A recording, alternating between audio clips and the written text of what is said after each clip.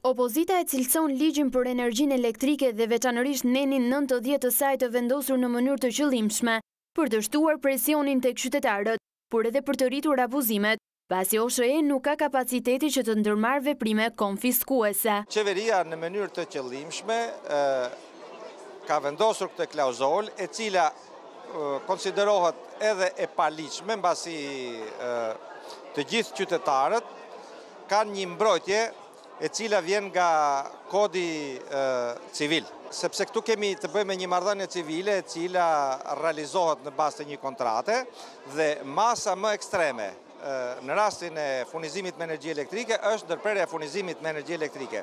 Ndërsa klauzola e konfiskimit të apartamentit është vetëm për të rritur presionin mbi qytetarët, por edhe për të rritur abuzimin, duke qenë një masë administrative e bazuar në ligj, në raste të caktuara ajo përdoret edhe për presione politike. Kundër këtij ligji të ri për energjinë elektrike janë dhe deputetët e maxhorancës, Erion Braçe dhe Koço Kokdhima, të cilët shprehen rezervat e tyre në seancën e së njëjtës. Mund të qëndrojmë edhe versionit që të mos vendoset barë hipotekore mbi pasurinë e patundshme, por kompania të mos lejoj që të krijohen borxhe, nëse s'paguan të ndërpresë shërbim.